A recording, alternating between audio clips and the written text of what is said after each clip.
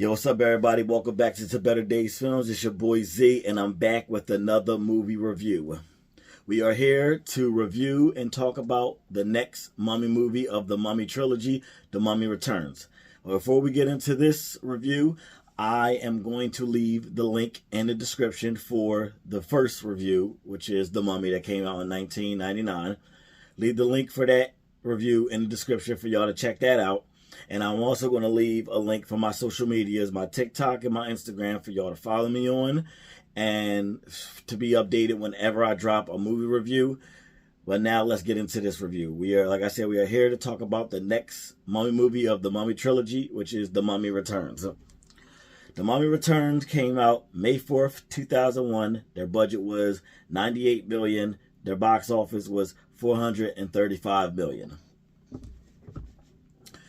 Now, I'm also going to try to not make this review too long like the first one I did. The first Mummy review was like over 30 minutes. So I'm going to try to shorten it up, but probably not going to go plot for plot. Just give the details about, my opinion on it. But comparing this one to the first one,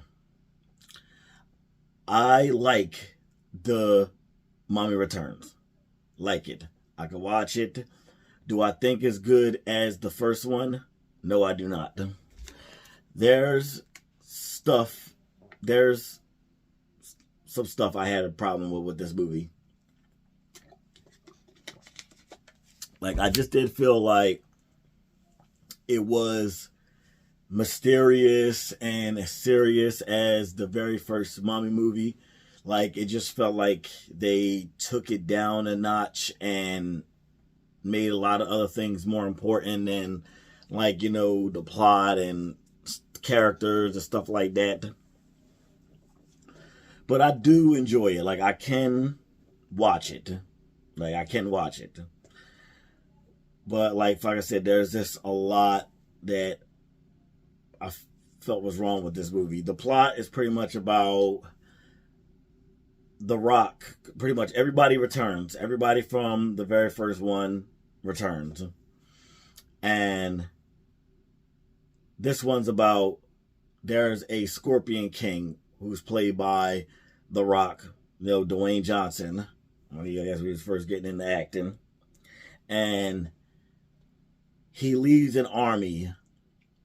And after 7 years, his army ends up getting defeated. And they're forced into the desert. And they all die one by one until he's left. So he talked to a god. It said that if you let me get revenge on my enemies, I'll give you my soul. So the god, he accepted. And he also gave him control of his army for him to get his revenge. But then it got to a time where his enemies got defeated and he was forced to give up his soul and serve like he said he would. And his army, the army went back to, the underworld, waiting to be resurrected again. And like I said, everybody returns because the next scene we see O'Connell, which is played by, Brandon Fraser again. And the woman that played Evie is also, Evelyn, called her Evie in the first review, is also back. And they have a son now. What was he, 8? Yeah, 8 years old. And his name is Alex. So they stayed together, got married, and they had a kid. Now, in this one, which this is one of the things I had a problem with, Evelyn's been having these visions that she, can't really explain, that she's felt like she's been back in time at a certain point in Egypt. They're in like a tomb. She knows exactly where she's going, and she knows how to unlock the doors. And, they're like, this is really weird. And, she's confused and I felt like I've been here before. So she they stumble upon the Scorpion King's bracelet. And meanwhile, Alex is somewhere else in the pyramid, and there's some guys that's coming in, bad guys, and they're looking for something. And meanwhile, Alex is like, taking a slingshot and like, messing with them. And one guy goes through the pyramid, and stumbles upon, O'Connell and Evelyn. And he's about to shoot him, but the thing about it is they found the bracelet and they opened it up, and there's a curse on it that says, whoever opens this chest will drink from the Nile. And a big freaking tidal wave come pouring in through the pyramid. Now, one of the things that I had a problem with is that didn't make any sense. In the beginning, when we first see Rick, O'Connell, when we first see him, he hears noises and he's going through the pyramid, and he puts his gun away and he turns around. His son's like scares the crap out of him. But the problem is he was the same height as his father when he scared him. Like, he's 8 years old. He's way smaller than his dad. But when he scared him, he was the same height as him. And there was nothing there for him to stand on. So they wanted to do the jump scare, but the little jump scare thing, but it kind of made no sense because, like I said, he's 8 years old. He's shorter than his dad, but then at that part when his dad turned around, he's the same height as him. Well,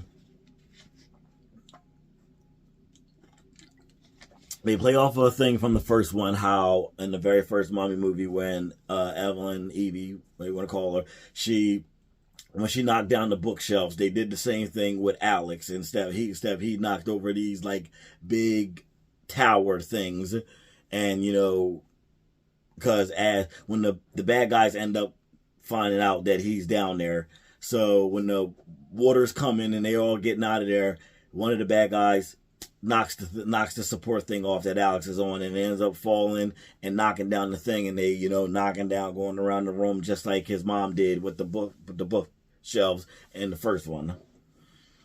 Well, we find out that there's a group of people that's trying to resurrect Imhotep, the mummy from the first one. He's trying to resurrect him. And also, there's a woman who looks exactly like Anck-su-namun, and from the first one, who Imhotep was in love with, and you find out she's the reincarnated version of her. So they are trying to bring back Imhotep because the plan is they want him to defeat the Scorpion King and take control of, because the thing about it is, with the Scorpion King, when you bring him back, you can do two things. You could take control of his army, and take over the world, or you could kill him and send his army back to the underworld. Well, you can choose to bring his army back, and eventually you could also kill him and send him back to the underworld. Well, it's this group of people. One guy works for the museum that Alex always goes to. Like I said, they're trying to bring back Imhotep because he's the only one that could be powerful enough to defeat the Scorpion King until he can take control of his army.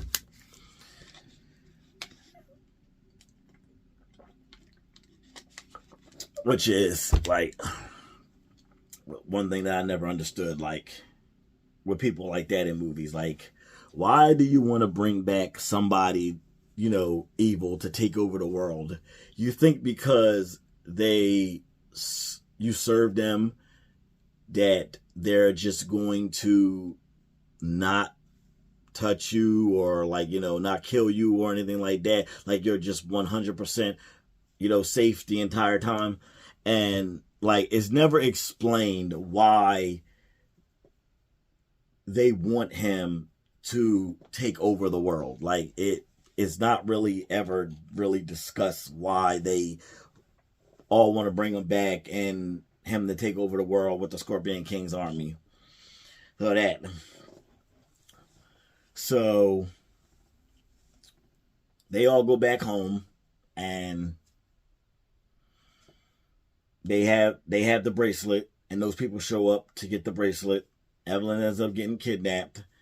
The leader of the Manjai from the first one, he's back in this one, and Alex ends up putting on the bracelet without nobody knowing, and they end up all going around, because Alex also gets eventually, Alex gets kidnapped after they save Evie. They save her, and then Alex ends up getting taken by the same people, and they need him to lead them to where how to get to the Scorpion King's pyramid. And the part of the story that I had a problem with, I don't mean for this to sound like a rant, but it's just like they try to make it seem like it's been like this the whole time, when really, when they made the first Mummy movie, it wasn't like this. Well, you find out in the movie that Evelyn is also reincarnated version of somebody. The pharaoh from the first one, you see a flashback of Anaxenamon and Evie's, past life, dueling. You see Imhotep, you see the pharaoh and all that, and at the end, Anaxenamon wins, and you find out he's the pharaoh, that she's the pharaoh's daughter, and you get one point where Imhotep is bringing back Anaxenamon's spirit from the undead, so it could actually be her and not just the reincarnated version of her. Well, while he's doing that, Evie's having a vision while they're on their way to rescue Alex. She's having a vision, and she's seeing the whole thing, and you see that she was across the way from where the pharaoh was killed and Imhotep was secretly with Anaxenamon, and she was the one that said that her father was in danger and sent the bodyguards over there. And you see that she dies because when her father got stabbed, she screamed out no and fell over the banister. But then in real life, at the present time, Evelyn, she does the same thing as in the flashback, and she almost falls, and you find out that her visions is not visions, is stuff from her past life. And also O'Connell is a protector of God, because he has this tattoo on his wrist, and he's supposed to be a protector of God, and that that this all was supposed to happen, that they was all supposed to meet, he was supposed to meet and marry and protect Evelyn, and they were supposed to have a son, that's why he's wearing the bracelet. So it's they try to bring the whole thing together, but it just kind of fell flat for me. It really didn't intrigue me. So they end up, finally getting to where the Scorpion King is. There's a huge battle between the Manjai and the Scorpion King's army. Meanwhile, Imhotep, and also when Imhotep goes to face the Scorpion King, his powers gets taken because the gods want him to fight him one-on-one and fair and not use his powers. And also, on the way to the pyramid, they're chased by these pygmy things. And also, during... Oh, sorry, I just lost my train of thought. Oh yeah, so they fight these pygmy things. And they eventually get to the pyramid because Alex also finds out that if he doesn't make it to the pyramids, he put on the bracelet, if he doesn't make it to the pyramid by 7 days, and when the sun hits the pyramid, the bracelet's going to kill him. Huh? So the Mumjai is fighting the Scorpion King's army, and Elcano's fighting Imhotep, and eventually one of the guys, the guy that worked at the museum, awakens the Scorpion. The Scorpion King gets awakened, and because he was the one that woke up the Scorpion King's army, and brings you to him. Like I said, they think that everybody thinks that they're safe. They think that they're safe because they worship somebody, but when the Scorpion King comes, which was a bad CGI Scorpion King, instead of them getting The Rock to come back and actually play the character Scorpion King, because The Rock is only in it as a Scorpion King in the beginning of the movie. They use CGI completely for him when he comes back. Like, he's this big scorpion. It's The Rock's facial-like face and, body with scorpion claws and scorpion big bodies, like humongous. And the CGI is just horrible. Like, it is a mess. Like, that CGI was terrible. Sorry, I just had to point that out there. I mean to make that a big rant about that, but yeah, it was just horrible. So, Scorpion King goes to attack Imhotep. Imhotep pretends that he's his worst, that I'm here to serve you, and that Elcano's here to kill you. And Evelyn before also ends up getting killed for a little bit of the movie because Anaximandrite comes after they get Alex into the pyramid and the bracelet comes off. She gets stabbed. Anaximandrite stabs her in the stomach. She dies. And Elcano goes after Imhotep and them. Well, Alex, thinks of the book. And they pretty much use the book to bring Evelyn back to life. And then also what I had a problem with is they try to make it seem like they're about to have some big, like a battle between Anaximandrite and her, like they did in the previous life. But it only lasts a few seconds. Like, they're fighting a little bit. She cuts Anaximandrite in the face, and she looks shocked, and then she runs off. Like, they hyped it up with, pulling out the swords and stuff like that. The katanas, I think that's what they're called. And then she gets one little mark on her face, and then she runs away. Well, there's a gold stick that Jonathan, Evie's brother, because he said he's back and he still has funny moments in this movie. He has a stick that is a spear that can turn into a spear and that you could use to kill the Scorpion King. Well, Imhotep tries to throw it to take control of the army. Elcano jumps in the way and grabs it, and he ends up stabbing the Scorpion King. And he's like, "Go to hell and take your friends with you."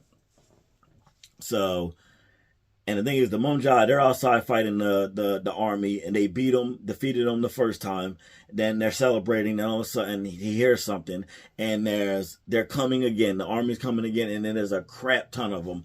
So they're like, they're going to fight them again. They're like, till death. But then Elcano ends up killing the Scorpion King in time that the army just vanishes.